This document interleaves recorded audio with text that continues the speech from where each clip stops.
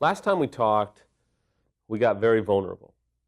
And I've had some wonderful comments.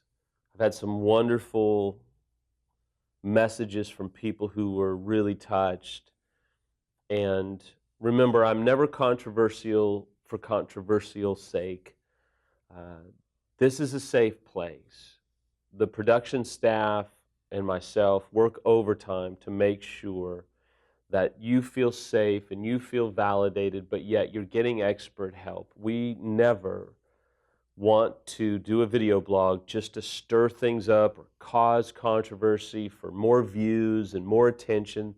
Absolutely not. We'll never do that. We never have. We never will. Today I'm going to have another sensitive discussion with you. And it actually was inspired by the fact that over the past 2 or 3 weeks, I've had lots of people ask this question. So I know if I have a couple of people ask me this question, it's safe to say there's thousands of you who are dealing with this. And I say thousands because we have people from all over the world who are watching. And so that's not an overinflated sense of self-importance. That's a statement on the fact that there's so many of you hurting that we take great pride and we are so wanting to provide information for you that helps you right where you're at. So today we're going to talk about how do you forgive the affair partner. I haven't really talked about this much, just out of respect and boundaries, because when you're in the public, it gets a little dicey. But when my affair came out, if you don't know, my affair partner was one of Samantha's closest friends and knew a lot about our family, about our marriage, and a lot about Samantha. And when the affair was exposed, my affair partner immediately decided that she was going to protect herself and look out for herself. And there's no judgment in what I'm saying. I'm just giving you the story. And she made some very aggressive accusations. She lied. She did everything that she could to make herself look like the victim rather than a cooperating adult within the situation. Now, there is no loaded statement there. I'm not trying to make myself look better or alleviate myself from any responsibility, none of that.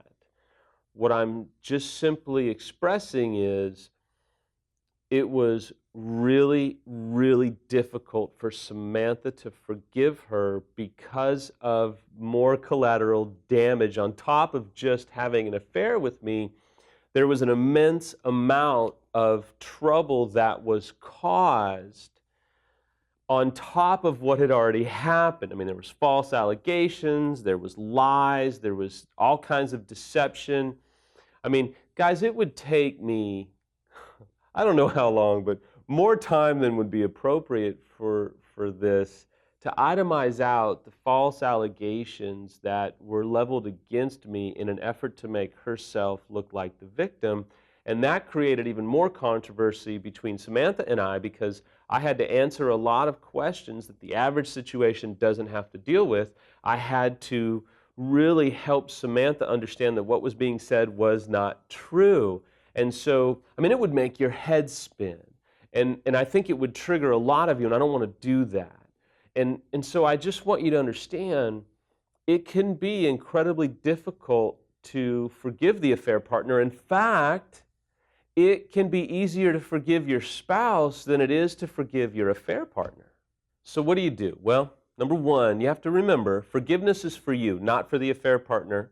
It's about helping you set yourself free from the entanglement of bitterness and anger and resentment and just raw rage for what they have done. And let me validate it. It's understandable that you as a betrayed would absolutely hate and despise and wish amazing moments of torturing upon the affair partner. It's completely understandable. You would want to run them over. You would want to drag them behind your car from New York to LA. I completely understand that. It's absolutely realistic and understandable, the rage that you would feel. Now, this is going to upset some of you, but here's the thing. There's a point where we as unfaithful shift from this, perceived love and attraction and all of that stuff of our affair partner to absolute hate because of what they have now done to lie and to create all of these other issues that really are not true. Now, you as the betrayed may say, well, you made your bed, so lie in it. It's not necessarily true or fair, because when we're accused of doing things we did not do, and there are instances of, violence or things of that nature, it's understandable that we, the unfaithful spouse, would absolutely rage as well. And so this video is for you too, because you're going to maybe, for this unique situation, have to forgive that affair partner for what they've done and the extra drama and collateral damage they've created for you. I digressed for a minute there. Bringing it back, it's absolutely essential to forgive. It's not unrealistic, and it's not too much for me or for any professional to ask you to forgive your affair partner. It's absolutely understandable, because it will set you free. It will help you find freedom. It will help you find a new beginning. Remember, especially in this case, forgiveness is a choice, not an emotion. And your emotions are probably going to tell you that they don't need forgiveness. They need anthrax. It's understandable. But here's some pointers to help you kind of move through this process. Rick suggested this. I was talking to him the other day, and he said, one of the things that helps people is if you don't come from faith, there's a script, some people would call it a mantra, that you can say to yourself whenever you're triggered, whenever you're reminded, whenever you're moved to this point of anger and rage towards the affair partner, which is, I wish the best for them, I forgive them, I'm not going to hold this against them, they're not in control of my life, I wish blessings and good fortune on them. If you come from faith, it may be like, Lord, bless them, Lord, help them, Lord, don't give them what they deserve, give them what they need. I don't know what they need, but Lord, help them, bless them, take care of them.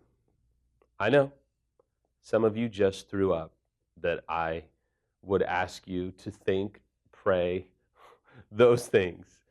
I'm telling you, it's part of the process you're going to have to utilize, because this is all about helping you get free. They're not your responsibility. They are not the unfaithful spouse's responsibility. They are in their own world. It is not your job to care for them, minister to them, look out for any of that. This is all about helping you find freedom. There's also this unique point that I try and help people understand is, some people say, well, I need an apology, or I need restitution from them, or I need vengeance upon them. The problem is, number one, you still need something from them. And whenever you need something from someone, you're tied to them. We don't want to be tied to the affair partner. We want to be free from the affair partner, unfaithful or betrayed. We want to be without any ties to them for the rest of your time on earth. So if you feel like you're needing something from them, you're continuing the bond. Even if that need is, well, I need an apology, or I need them to know, no. Again, you're needing something from them. You're keeping a bond with them, even though you may not see it that way. The best way to break free from them is to not need anything from them at all, and to be able to say, I don't need anything from them. And you may say, well, I need them to stay the hell out of our life. I get that. I absolutely get that. That's another video blog. In this scenario, as long as you need something from them, you're in trouble. The best way to break free is to say, I don't need anything from them. Number two is, we fail when we think we know what they need. Let me say it again. We blow it when we think we know what they need. We don't know what they need. If you believe in God and come from faith, only God knows what they need. If you don't come from faith, who are you to decide what they need? You don't know. And you don't care. It's time for you to move on. You don't need to know what they need, because as soon as you know what they need, you need them to do what you think they need to do. Again, you're tied. Man, freedom says, I don't know what they need. I don't care what they need. In my flesh or at my darkest hour, I know what they need, which is to be put through the wood chipper. I get it. But to help you heal, you're going to have to surrender what you think they need. Honestly, guys, you don't know what they need. You don't know if they need to move to, another country. You don't know if they need to be ran over. You don't know if they have a mental disability. You don't know. The best thing for you to do is focus on your own side of the street, hope and pray that your spouse focuses on their side of the street, and to, when the time is right, forgive the affair partner. Here's where it gets real. It took Samantha longer to forgive the affair partner than it did to forgive me. And it was really difficult because of the violation that she felt from the affair partner. And then when Samantha was able to see that nothing of her false allegations were true, she had to work through another layer of forgiveness for that, because that caused so much more pain and hurt and trauma for us. And so if you're a betrayed spouse and it's taking you longer to forgive the affair partner than it is to forgive your spouse, it's completely understandable and it's okay. And you may need to not even worry about that for a while. You may say, man, it's been 6 months, we're doing good. I think I need to really forgive the affair partner. I don't know. Maybe you do. Maybe you don't. I don't want you to create more drama for yourself than you're ready to tackle. Maybe it's one of those things where you say, look, I'm not ready to go there yet. I need to just focus on helping me deal with my trauma that's not necessarily related to unforgiveness towards the affair partner, but is related to trying to save my marriage and help myself heal. When the time is right, I'll deal with the affair partner. But if you try and deal with the affair partner too soon, I think you are going to have to back up and probably move towards the mourning and the grieving stage before you can get to the forgiveness stage. And your plate may just be too full for that right now. And that's okay. There was a woman that came to the EMS weekend one time, and she was really dealing with hatred towards unfaithful spouses. She was struggling to forgive her own spouse, but obviously she despised any unfaithful spouse, saw them as just diabolical individuals, and really felt hate in her heart. So she was nervous about being at the weekend because she was going to see them and be around people like that. And she goes through the weekend, and at the end of the weekend, she said something that was really telling. As she said, for so long, I have struggled with hatred towards any unfaithful spouse. I saw them as just horrible people. But going through these exercises and sitting in these sessions and just witnessing their behavior, now again, the qualifier is, these were humble, contrite, willing to get help unfaithful spouses who had made terrible decisions but were trying to work on their own healing as well as take responsibility and help their betrayed spouse heal. And she sat there and said, for the first time, I see them as broken people. I don't see them as monsters. I see them as broken people who need healing. And I see them as broken people who've made terrible choices but yet are here trying to heal. This helps me in the way I see them, in the way that I see my own spouse, and it helps me to forgive the affair partner in my situation, because it's pretty obvious that the affair partner was a broken individual. And yes, I've hated her, but this helps me begin to see her in a new light and want to extend mercy to her and compassion to her through the portal of forgiveness, and release my desire for vengeance and retribution upon her. That's a pretty amazing story. Let me offer one disclaimer that I would never suggest that you try and restore the relationship with the affair partner, whether you're the unfaithful, which is clearly obvious, or whether you're the betrayed. That relationship is going to be severed. It's not going to be safe. You can forgive without any form of relational reconciliation. Forgiveness is for you.